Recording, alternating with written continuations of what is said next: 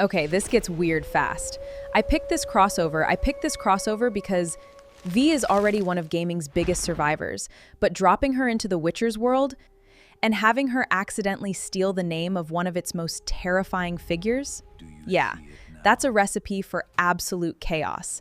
And trust me, you haven't seen the real danger yet, because V is about to make a deal that even Gaunter O'Dimm didn't see coming.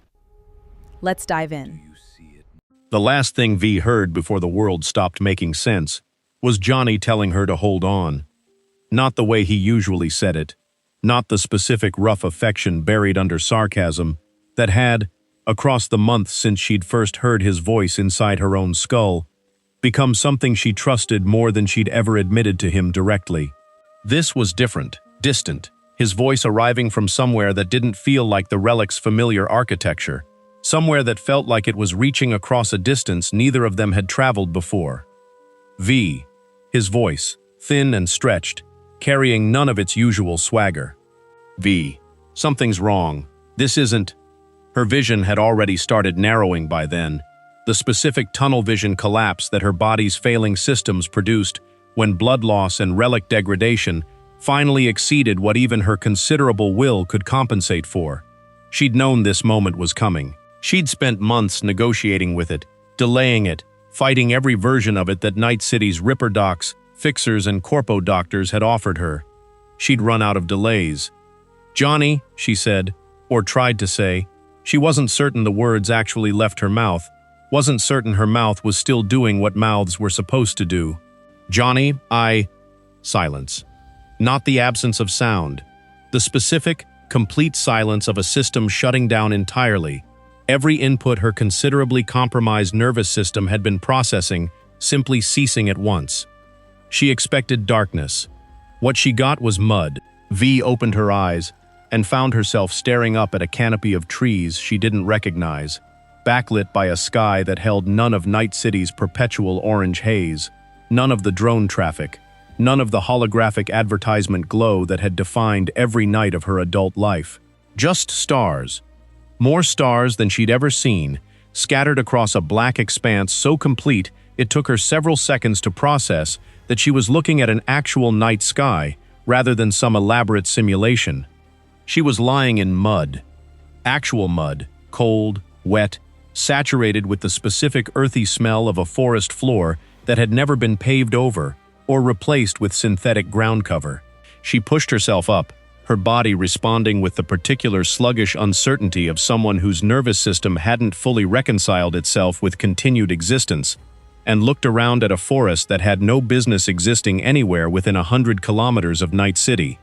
No skyscrapers, no neon, no traffic, no drones, no corporate logos burning against the night sky, just trees, stretching in every direction, dense and ancient, in a way that suggested a forest that had been growing undisturbed for centuries, rather than the carefully managed greenbelts that surrounded even Night City's most rural outskirts. "Johnny," she said, her voice carrying a rasp that suggested her throat hadn't been used in longer than her subjective experience of the past several minutes suggested. "Johnny, you seeing this?" No response. She reached for the specific internal awareness that had, across months of coexistence, become second nature, the particular sensation of Johnny's presence somewhere in her consciousness, distinct from her own thoughts, but never fully separate from them. She found him. Faint, distant, the specific quality of a signal transmitted across considerably more distance than his usual proximity suggested. "The fuck is this?"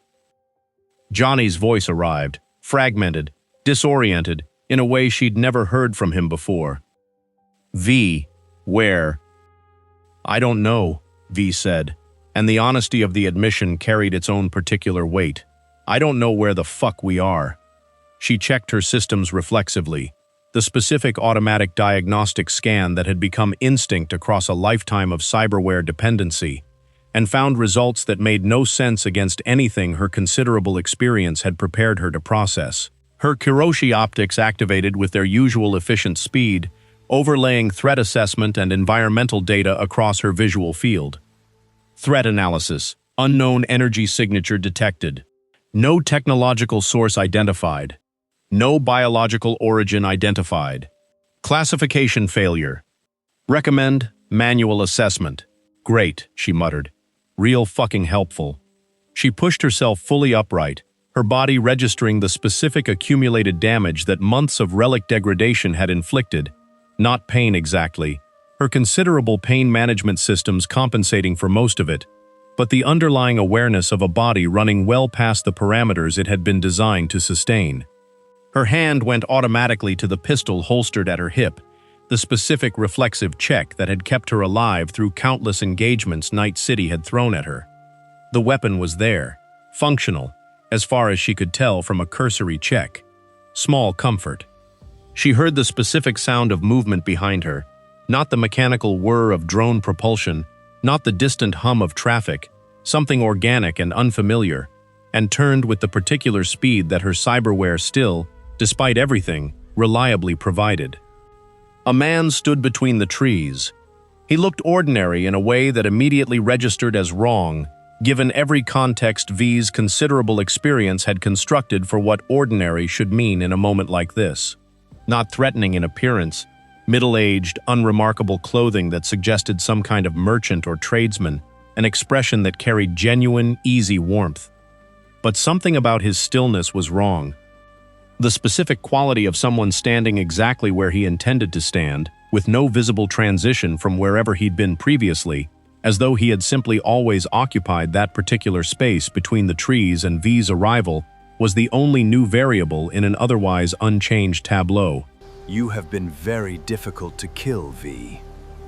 His voice carried a warmth that matched his expression, conversational in a way that made the content of what he'd said feel considerably more disturbing than if he'd delivered it with any conventional menace. V's hand found her weapon and had it leveled at his chest before her conscious mind had fully processed the movement. "Who the fuck are you?" she said. "How do you know my name?" The man's smile widened, carrying the specific quality of genuine amusement rather than performed theatrics. "I know a great many things about you," he said. "More than you might find comfortable, given the chance to properly consider it. Answer the question." "In time," he said. "Everything in its own time, V. That's a lesson worth learning early, wherever you find yourself." He turned, unhurried, and stepped backward into the shadow between two trees, with the specific quality of someone stepping through a doorway, rather than simply walking into darkness. He was gone. Not obscured by shadow, not moved beyond her visual range. Gone, in the specific complete sense that her Kiroshi optics motion tracking, when she checked it a fraction of a second later, showed no trail, no residual heat signature, no evidence that a person had ever occupied the space where he'd stood.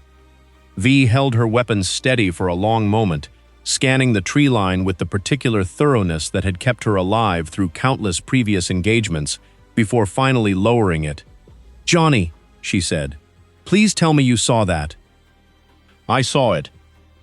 Johnny's voice came back, still carrying that unfamiliar strained quality. "V, I don't know what the fuck that was, but I've got a bad feeling we're not in Kansas anymore." "Where the hell is Kansas?" Old expression.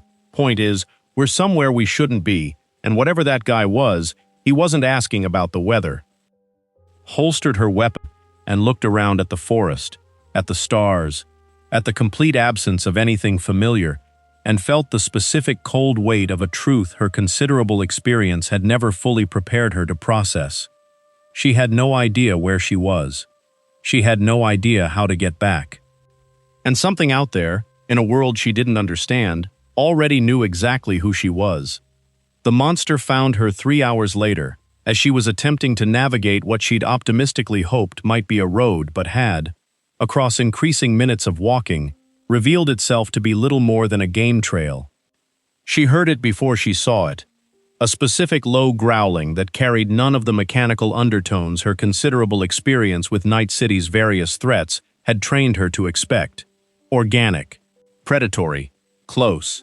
Her Kiroshi optics activated threat detection automatically, and the results that populated her visual field carried none of the confident classification she'd grown to depend on. Threat analysis, biological entity. Mass, approximately 200 kg. Classification, unknown. No match found in database. Recommend immediate evasion.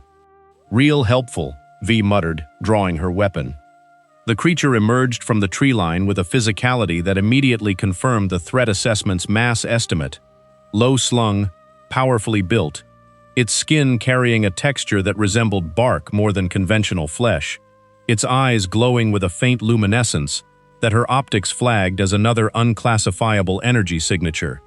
It moved fast, faster than its considerable mass should have permitted, closing the distance between them with a speed that would have caught an unaugmented human entirely off guard. V's cyberware kicked in with the particular efficiency that had, across countless previous engagements, kept her alive, time perception shifting, her reflexes accelerating past what conventional human physiology could achieve, her considerable combat experience translating instinctively into evasive movement that put her outside the creature's initial charge trajectory. She fired. The round struck true, impact points registering across the creature's flank with the specific visual confirmation her optics provided, and the creature's roar carried genuine pain rather than the mechanical malfunction sounds she'd have expected from a drone or synthetic threat. It didn't slow. She fired again, adjusting her stance with the fluid economy of movement that months of Night City's brutal survival requirements had refined into instinct, and this time the shots found something more vital. The creature staggering, its charge losing momentum, dark fluid welling from wounds that should have, by any conventional assessment, been immediately incapacitating. It kept coming. V dove sideways as the creature's claws swept through the space she'd occupied a fraction of a second earlier, her cyberware-assisted reflexes the only thing separating her from injuries that would have been, given her body's already compromised condition, potentially fatal. She came up firing. The engagement lasted considerably longer than any comparable threat back in Night City would have required, her ammunition dwindling with a rapidity that carried its own particular terror, given the complete absence of any resupply infrastructure in this unfamiliar world. Before the creature finally collapsed, its considerable bulk crashing into the underbrush with a finality that suggested genuine death rather than tactical retreat. V stood over it, breathing hard, her weapon's ammunition counter displaying a number that made her stomach drop with the specific cold recognition of a resource she couldn't simply reload from a nearby vendor. "Johnny," she said, "we've got a problem."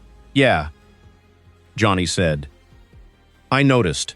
You're burning through rounds fighting whatever the hell that thing was, and I'm guessing there's no gun shop around the corner." "No shit." "So what's the plan?" V looked around at the forest, at the creature's motionless body, at the complete absence of any familiar reference point in a world that had, across a single impossible night, upended everything she'd understood about the boundaries of what existed. "Find people," she said. "Find out where the hell we are. Figure out the rest from there." The settlement she found the following morning was small, perhaps 30 structures clustered around a central well, built from timber and stone, in a construction style that suggested a level of technological development V's considerable experience placed somewhere in Earth's medieval period, though the specific texture of the world around her suggested this wasn't Earth at all. The reaction to her arrival was immediate and unambiguous. A woman drawing water from the well saw V first, and the specific scream she produced brought half the settlement's population into the open within seconds, several carrying crude weapons, pitchforks, axes, a single ancient-looking crossbow, with the particular urgency of people confronting something their entire framework for understanding threats had never prepared them to address. "Stay back," a man called, his voice carrying genuine fear beneath its attempted authority. "Whatever you are, stay back." V raised her hands slowly, the specific universal gesture of non-threat that transcended whatever cultural or dimensional boundaries separated her current circumstances from anything familiar. "I'm not here to hurt anyone," she said. "I just need help. I'm lost." "Your eyes," a woman said, her voice carrying horror. "They glow. You're not human." V's Kiroshi optics, she realized, were producing exactly the visual effect that would terrify people who had never encountered cybernetic augmentation, the specific faint luminescence that had, in Night City, been unremarkable enough to draw no particular attention, here registering as something monstrous. "I am human," she said, carefully, choosing each word with the specific attention she'd learned to apply during Night City's countless tense negotiations. "Where I come from, people modify their bodies. Technology, not magic. I know that probably sounds insane."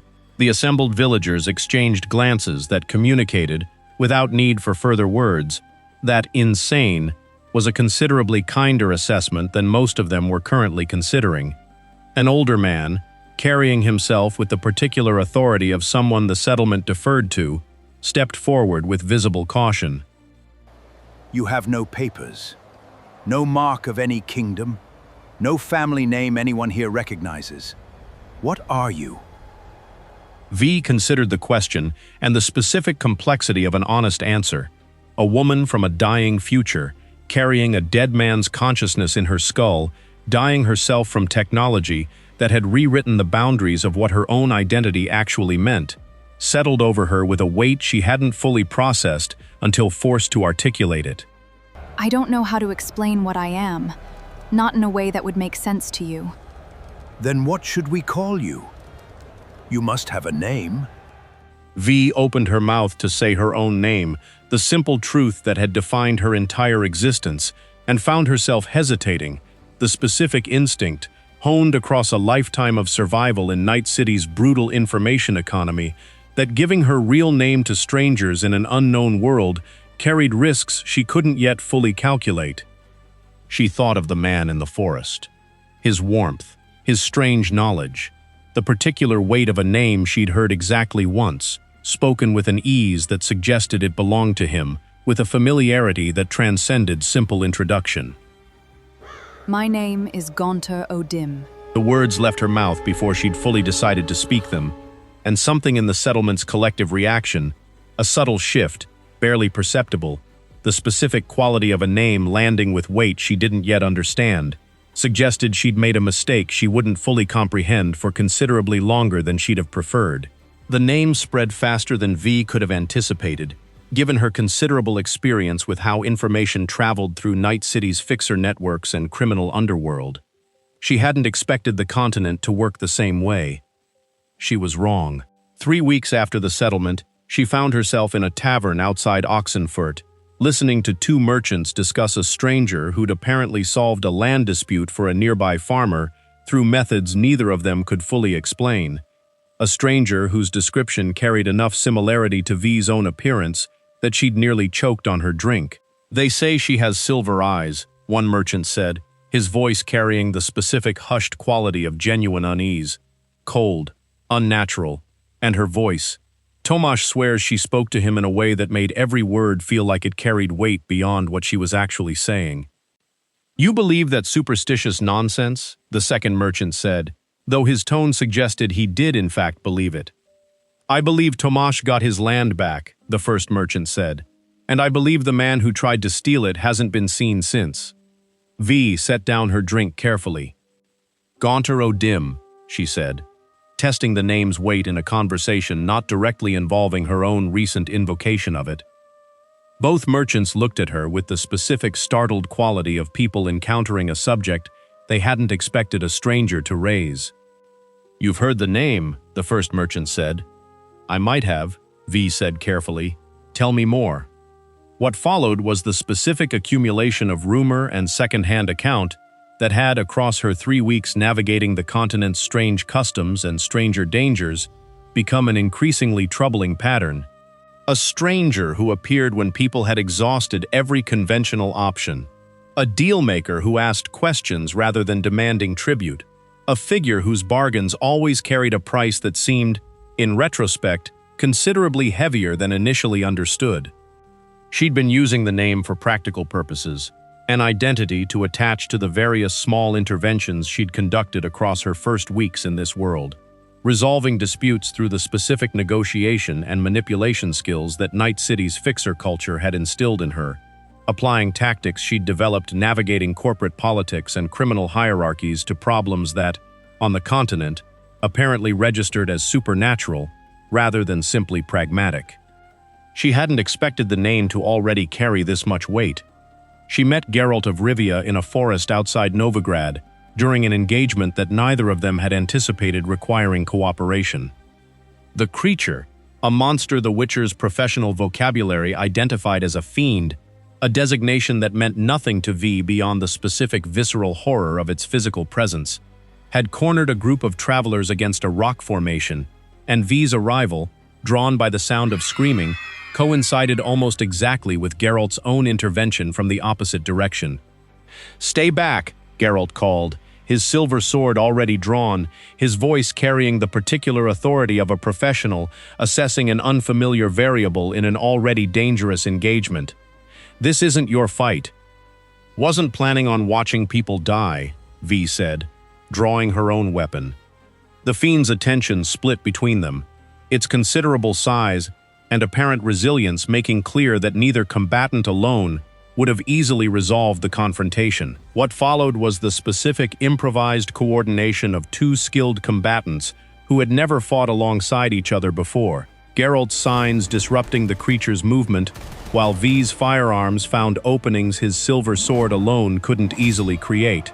Her cybernetic reflexes, allowing her to evade attacks with a speed that, she noticed even mid-engagement, drew Geralt's particular scrutiny. The fiend fell after several minutes of combined effort, and the silence that followed carried the specific weight of two dangerous people conducting mutual assessment. "You move wrong," Geralt said, sheathing his sword with the particular economy that suggested a man who'd spent considerable time refining every unnecessary motion out of his combat repertoire. "Excuse me?" "Your reflexes," he said. "Too fast for a human. Not fast enough for elf or dwarf." He studied her with an intensity that made V distinctly uncomfortable. "And I can't smell what you are. Everyone has a scent, even sorcerers, witchers included." His eyes narrowed slightly. "You have none." V considered this, filing it away alongside the growing list of ways this world's rules diverged from everything she understood. "That's a new one," she said. "Cyberware doesn't usually register as a smell problem." "Cyberware?" Geralt repeated, the word carrying genuine unfamiliarity. "Technology," V said. "Modifications, metal, circuits, stuff that shouldn't work the way it does here, apparently, given how my systems keep failing to classify half of what I encounter." She holstered her weapon. "I'm not from around here, not this kingdom, not this world." "That's not an explanation," Geralt said. "That's a deflection. It's the only honest one I've got," V said. Geralt studied her for a long moment, the specific professional evaluation of a man who had, across his considerable experience, learned to distinguish genuine threats from unfamiliar but harmless variables. "What's your name?" he said finally. V hesitated, the specific weight of the choice she'd made 3 weeks earlier settling over her with renewed significance. "Depends who's asking," she said. "Most people know me as Gaunter O'Dimm." Something shifted in Geralt's expression. Not immediate recognition, but the particular quality of a man cataloging information he'd need to examine more carefully later. "That name's familiar," he said. "I'll want to talk about that, not right now." He gestured toward the travelers who'd survived the fiend's attack, still huddled against the rock formation. "Right now, I've got people to see to safety." He turned to leave. "Wait," V said. "You said you'd heard the name before." "I did," Geralt said, not turning back. "And if you're using it, you should probably know what you're wearing." He paused, the specific weight of his next words carrying more warning than his previous statements had. "It's not a costume, whatever you think you're doing. Be careful whose reputation you're borrowing." He walked away, leaving V standing amid the fiend's remains with a growing unease that her considerable Night City experience hadn't fully prepared her to process. Johnny's first genuine warning came 4 days later, in a roadside inn where V had stopped to rest and hopefully gather more information about the world's rules before her next engagement. She was reviewing what limited notes she'd managed to compile, observations about magic, about the political structure of the northern kingdoms, about the specific mechanics of the supernatural bargains she'd apparently been unknowingly emulating, when Johnny's voice arrived with a different quality than his usual conversational presence. "V," he said. "That guy at the bar. What about him?" "I've seen him before." V glanced toward the specific man Johnny was apparently referencing. Unremarkable, seated alone, nursing a drink with no visible connection to anything V had encountered across her weeks on the continent. "You've been here as long as I have, Johnny," V said quietly, keeping her voice low enough not to draw attention. "You haven't seen anyone before. None of us have. That's the thing," Johnny said, and something in his voice carried genuine unease that V had rarely heard from him even across their most dangerous shared experiences. "I don't mean here. I mean before Night City, before any of this." V's stomach tightened. "That's not possible," she said. "You died before I was even born, Johnny. Before this world existed, as far as either of us knew." "I know," Johnny said. "That's what's fucking with me." V looked at the man again, studying him with the specific, careful attention she'd learned to apply to potential threats, and found nothing that matched Johnny's description of familiarity. An ordinary traveler, unremarkable in every visible respect. "He looks like the guy from the forest," she said slowly. "The one who knew my name." "No," Johnny said. "Not him specifically, something adjacent. Like," he paused, "the specific searching quality of someone trying to articulate a sensation that didn't have clean vocabulary. Like recognizing a smell before you recognize what's making it." V sat with this for a long moment, the specific dread accumulating with each new piece of evidence that something about her arrival on the continent had disturbed boundaries considerably more fundamental than simple dimensional travel. "Johnny," she said, "is this a relic thing? Some kind of malfunction?" "I don't know," Johnny said. "I genuinely don't know, V, and that scares the shit out of me, because I always know. That's the whole deal with being a digital ghost living in your head. I've got a pretty good sense of what's happening to my own consciousness." He paused. "This isn't that. This is something else." The man at the bar finished his drink, set down payment, and left without ever once looking in V's direction. V watched him go and felt, for the first time since waking in that unfamiliar forest, the specific cold certainty that whatever had brought her to the continent hadn't simply deposited her in an unfamiliar world. It had exposed her to something that world's own rules had no adequate framework to address. The bargain that finally forced the issue happened in a village 2 days south of Oxenfurt, where a desperate merchant named Aldrich had sought her out specifically, the growing reputation of Gaunter O'Dimm apparently reaching far enough that people had begun actively searching for her, rather than simply encountering her by chance. "My business is failing," Aldrich said. "My competitor undercuts every price I offer, poisons every deal I attempt to make. I need him ruined, whatever it costs." V studied him with the particular assessment she'd developed across weeks of similar encounters, weighing the request against her own developing sense of what kind of intervention she was willing to provide. "I don't ruin people out of spite," she said, "but I can help you compete fairly. Better business practices, better negotiation, connections that might actually improve your position rather than simply destroying someone else's." "That's not what I'm asking for," Aldrich said. "It's what you're getting," V said. "Take it or don't."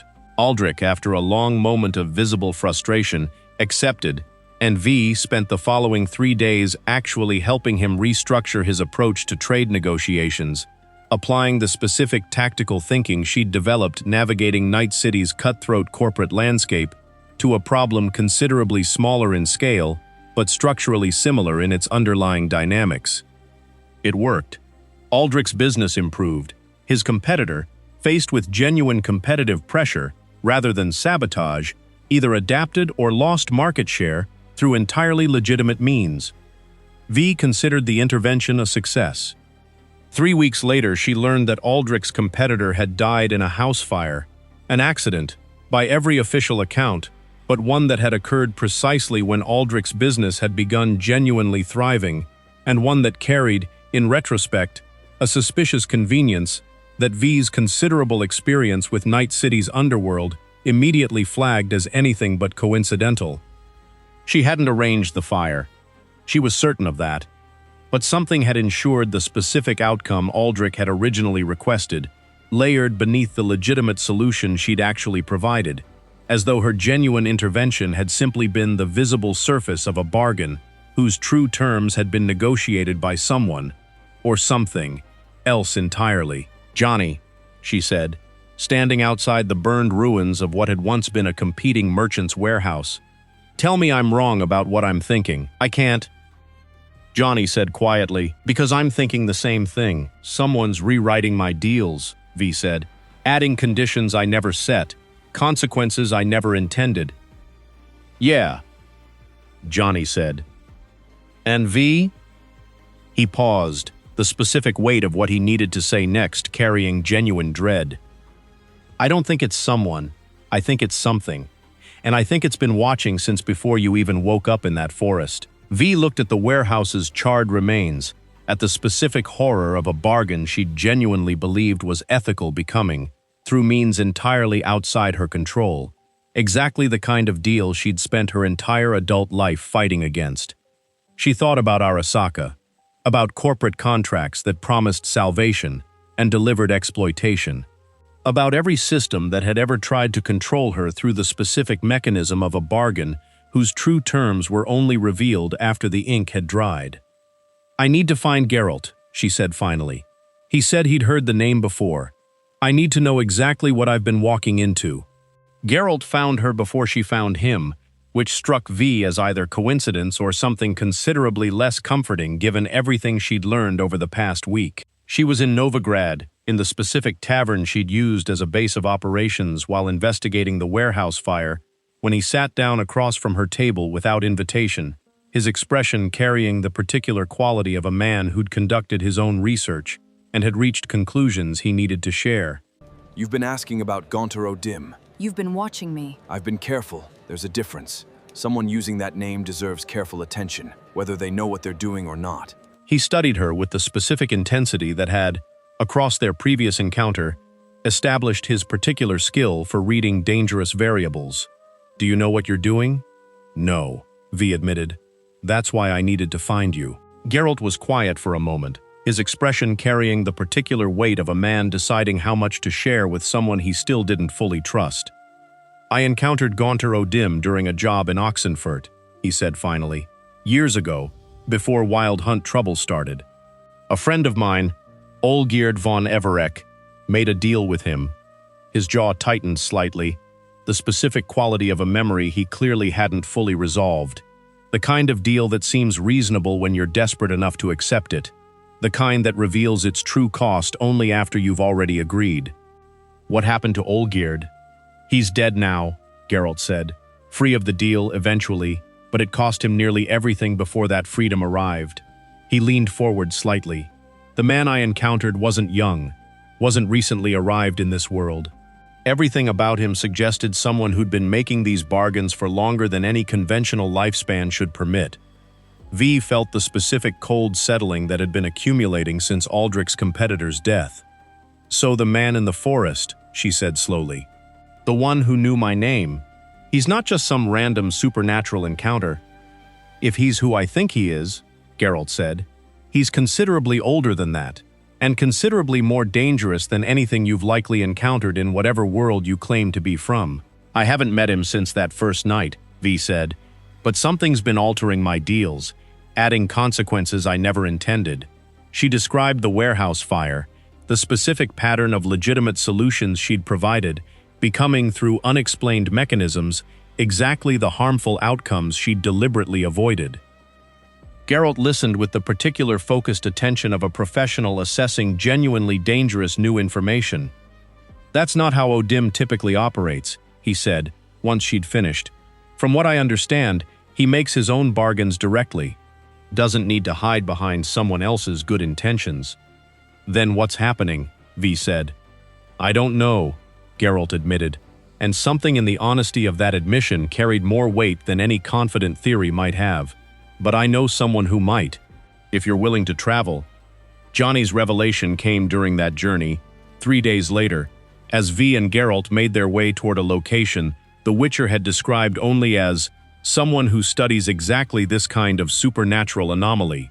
They'd stopped for the night at a roadside camp, Geralt tending the fire with the specific practiced efficiency of a man who'd made countless similar camps across decades of professional travel, when Johnny's voice arrived with a quality V had learned, across their weeks together on the continent, to recognize as genuinely significant.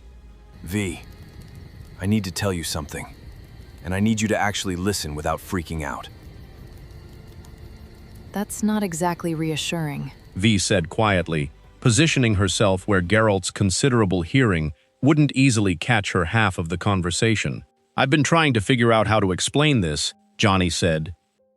The guy, the one I said I recognized from before Night City, before any of this. You said you'd seen him. I think I've been seeing him my whole existence, Johnny said, and something in the specific, careful weight of his words carried genuine dread that transcended his usual bravado.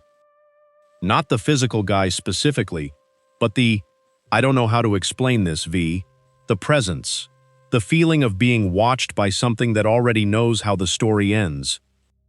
When? V asked. When did you first notice it? After I died the first time. Johnny said. When my engram was in storage, before Arasaka put me in the relic, there were gaps, times I don't fully remember. Times where I'd come back online and something felt different, like someone had been in there with me while I wasn't watching. V processed this with the specific cold horror of information that rewrote assumptions she'd held for months. You never told me this, she said. Because I thought I was malfunctioning, Johnny said. Digital ghost stored in corporate hardware for decades. Seemed reasonable that there'd be glitches, gaps, weird artifacts. I didn't think it meant anything until we got here, and I started recognizing the same presence. So whatever's been altering my deals, V said slowly, it's not new. It's been with us since before we ever left Night City. That's what I'm afraid of, Johnny said. Geralt, across the fire, looked up with the particular sharp attention that suggested he'd caught at least part of the exchange despite V's efforts. Talking to your ghost? He said. Something like that, V said. Johnny's the digital consciousness of a dead rock star that got stored in my head. Long story. On the continent, we'd call that possession, Geralt said, though his tone carried more clinical interest than alarm. It's more complicated than that, V said. But right now, he's telling me that whatever's been watching us didn't start on the continent. It started before we ever left Night City. Geralt was quiet for a long moment, processing this with the particular thoroughness that had, across his considerable career, allowed him to survive supernatural threats that would have destroyed less careful investigators. Then whatever brought you here, he said, may not have been an accident. Might have been something with a considerably longer plan than you've been assuming. The real Gaunter O'Dimm found them the following evening, and his arrival carried none of the dramatic weight V had, on some level, been anticipating. They'd stopped at another roadside camp, Geralt scouting ahead while V prepared their evening meal with the specific limited resources their journey had provided.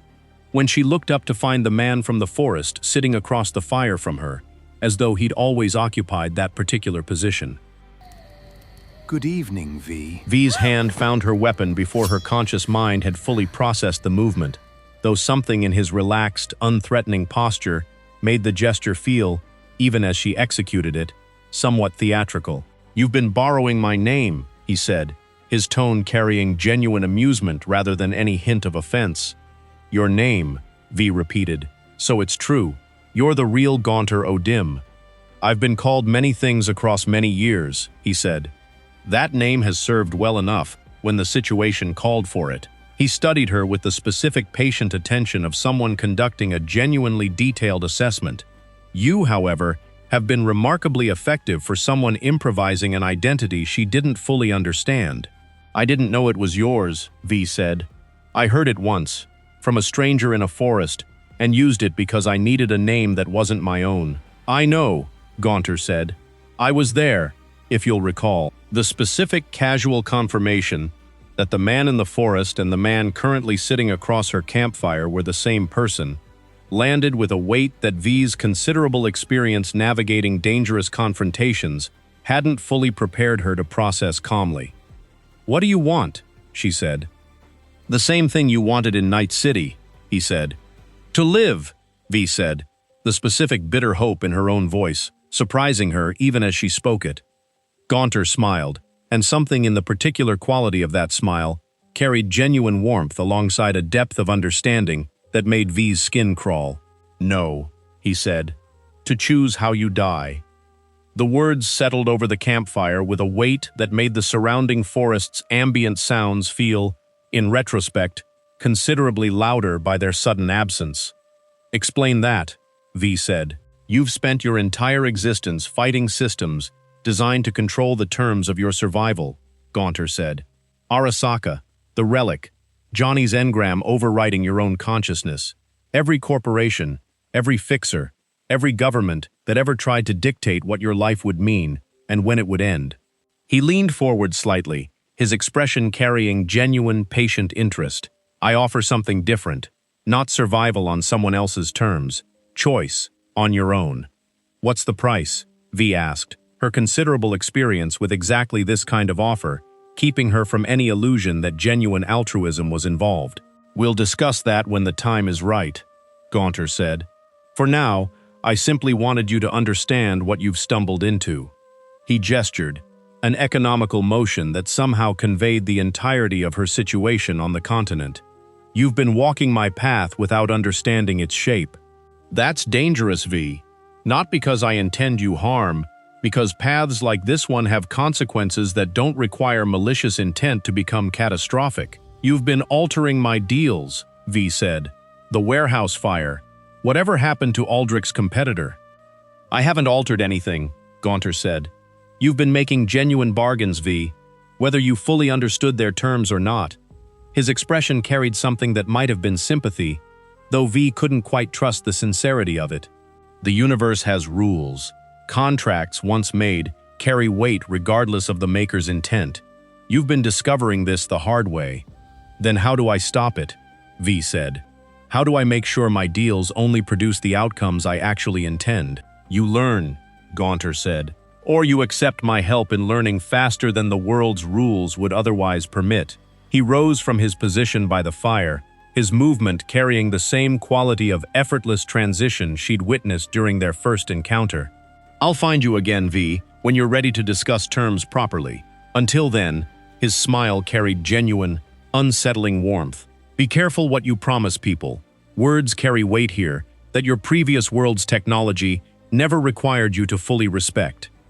He stepped backward into the darkness beyond the firelight, and by the time V's Kiroshi optics adjusted to track his movement, the space he'd occupied held nothing but empty forest. Geralt returned minutes later, his expression carrying immediate alarm at V's visible distress. What happened? He said. I met him, V said. The real Gaunter O'Dimm. Geralt's hand moved immediately toward his sword, scanning the surrounding darkness with the specific practiced thoroughness of a professional assessing residual threat. What did he want? He wants to make me a deal, V said quietly. And I think, she paused, the specific weight of a realization settling over her with genuine dread. I think he's been planning this since before I ever arrived here. Maybe since before I even died in Night City. Geralt studied her for a long moment, his expression carrying the particular calculation of a man weighing exactly how much danger this new development represented. Then we need to understand exactly what he's offering, he said. Before you make any decisions you can't take back. Okay, hold up. This just got seriously creepy. V isn't just stumbling into Gaunter's world anymore. Something has been watching her since before she even arrived on the continent. And Johnny is actually scared, which, honestly, that's when I'd start running. So here's the big question. When Gaunter finally offers V exactly what she's fighting for, will she take the deal or find a way to beat the devil at his own game? Let's find out. Gaunter O'Dimm found her again 3 weeks later, in a village square empty of witnesses save Geralt standing at the edge of the tree line with his hand resting on his sword's hilt, and Johnny's presence a silent, watchful pressure at the edge of V's consciousness. You've had time to consider, Gaunter said. I have, V said. And, Gaunter said. Tell me the actual terms, V said, not the framing, the specific words of the deal. Something shifted in Gaunter's expression. the particular quality of a negotiator, recognizing that his counterpart understood the fundamental rules of the game they were about to play. "I can restore your body," he said. "The relic's damage, the deterioration your considerable will has been fighting since long before you arrived here. All of it, undone.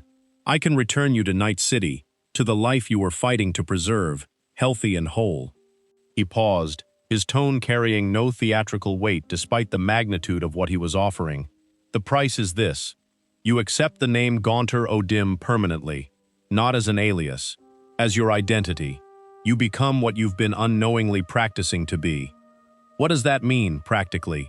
V said. "What happens to me? To Johnny? To V, specifically, as a person with her own history and choices?" "You persist," Gaunter said. "The name is a role, not an erasure. I've worn it for considerably longer than any conventional lifespan, and I remain, in whatever sense matters, myself." He studied her with genuine, patient interest. "You would become part of a system considerably older than anything Night City's corporations ever constructed, but you would live, V, genuinely, completely, on terms no dying body or failing technology could threaten." Geralt, from his position at the tree line, spoke without moving. "Don't," he said. "Whatever he's offering, the price is never what it appears to be." "I know," V said, not looking away from Gaunter. "I've spent my whole life learning exactly that lesson." "V," Johnny's voice arrived, carrying genuine alarm. "This is exactly the kind of deal we've spent our entire existence fighting against. Arasaka offered you salvation too, remember? Everyone who's ever tried to control you started with a promise this good." "I remember," V said quietly, understanding that both Geralt and Johnny were watching her with the specific dread of people who believed she was about to make a catastrophic mistake. She looked at Gaunter, at his patient, unhurried expression, and felt the particular clarity that had, across her considerable career navigating Night City's most dangerous negotiations, always arrived at exactly the moment she needed it most. "I accept," she said. The word landed with a weight that made Geralt's hand tighten visibly on his sword's hilt, though he made no move to intervene. The specific professional recognition of a man who understood that some decisions belonged entirely to the person making them, regardless of his own considerable misgivings. Gaunter's smile carried genuine satisfaction. "Then let us formalize the terms," he said. "State the agreement in your own words, V. Precision matters, in bargains like this one." V took a breath and spoke with the particular careful attention she'd applied to every significant negotiation of her considerable career. Not the panicked acceptance of someone desperate for salvation, but the deliberate construction of language whose weight she understood completely.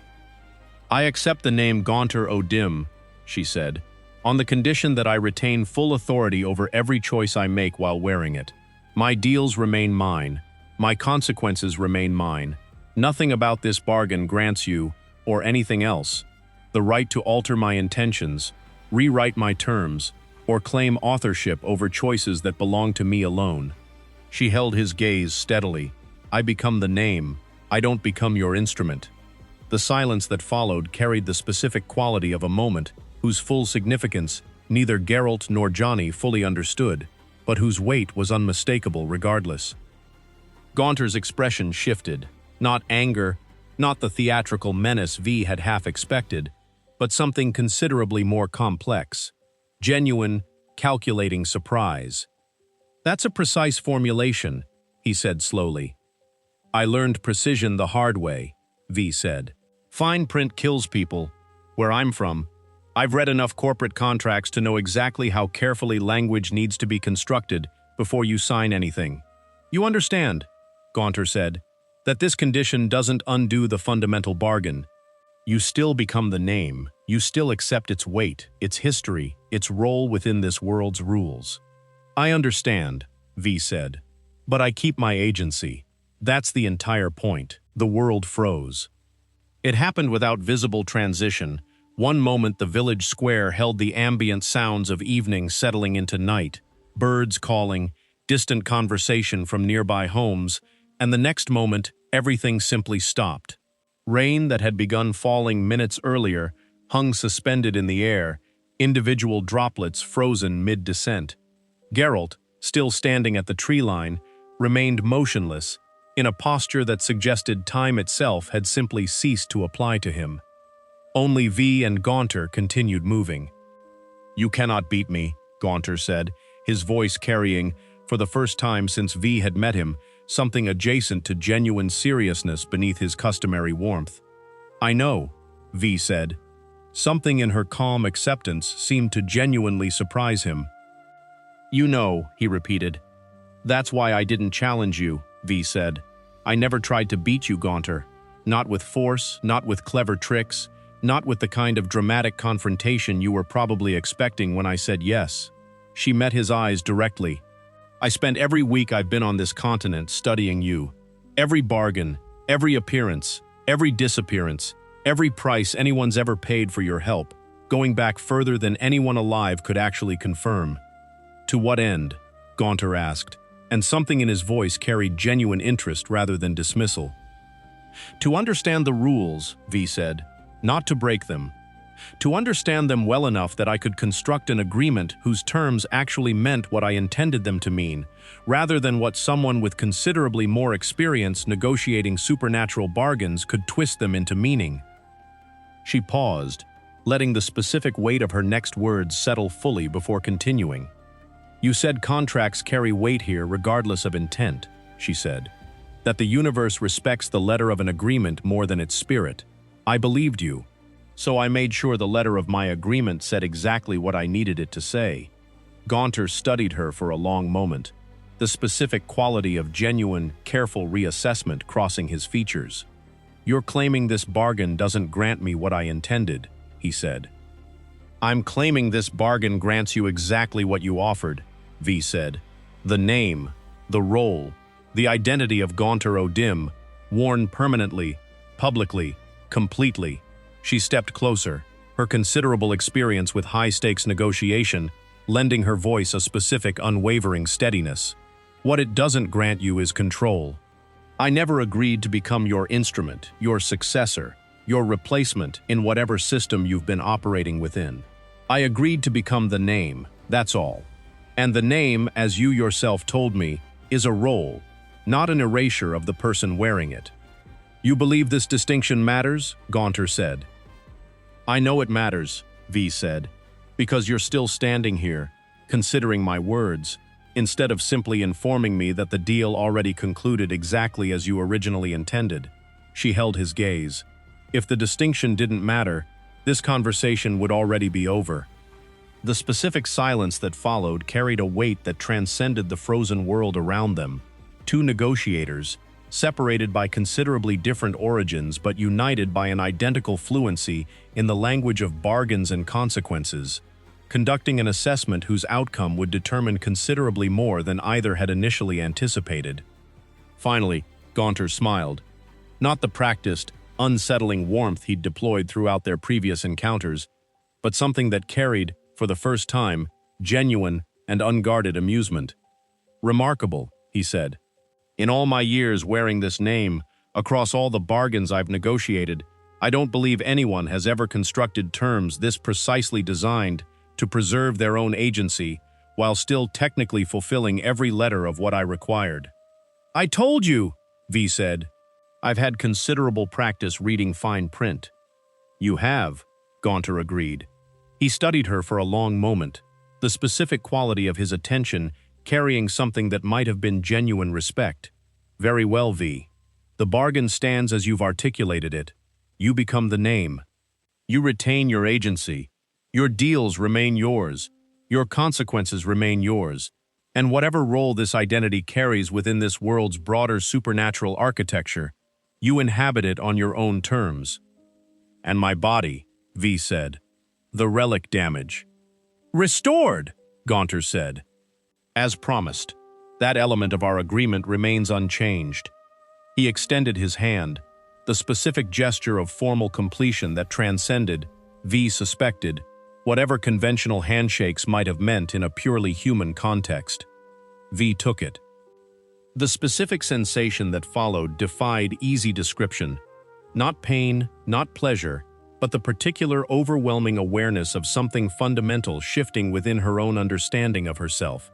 The boundaries between V and the name she'd been unknowingly practicing to become, dissolving and reforming in a configuration she suspected she wouldn't fully understand for considerably longer than the immediate moment allowed. Then the world resumed. Rain fell. Birds called.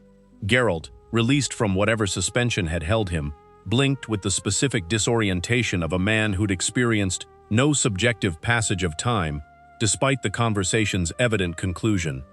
Gaunter was gone. What happened? Geralt asked, his hand still resting on his sword's hilt, his expression carrying the particular alarm of a man who understood he'd missed something significant, despite standing mere meters away. I made a deal, V said, and then I made sure the deal meant what I needed it to mean, instead of what he originally intended.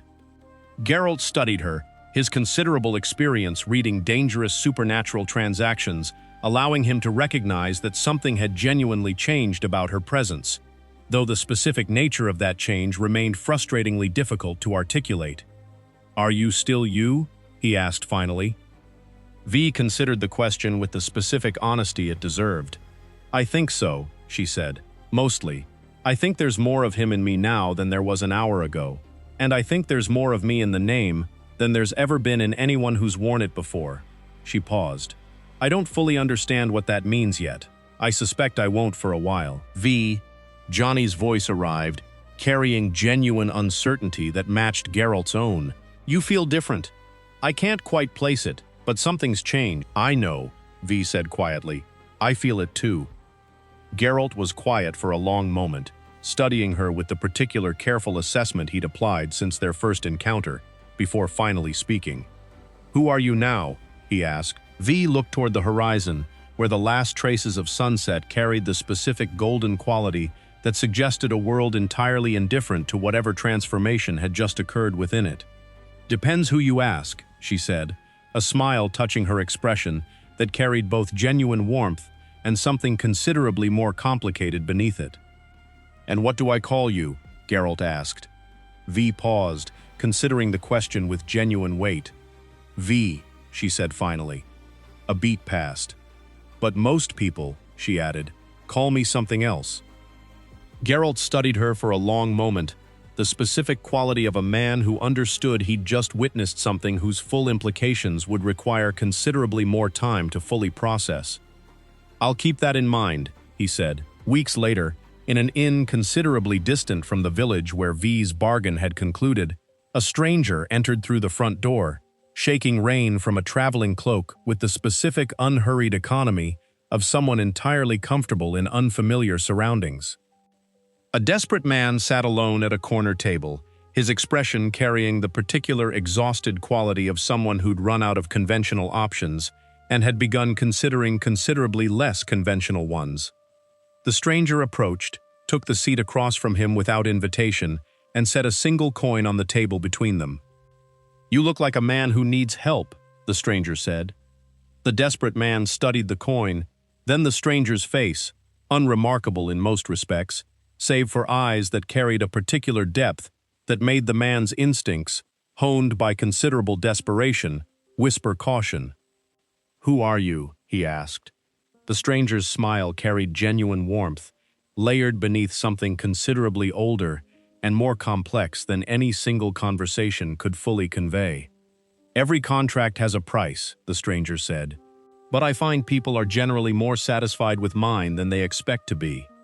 The man hesitated, studying the coin, the stranger's patient expression, the specific weight of a decision he suspected would define the remainder of his existence, regardless of which direction he chose.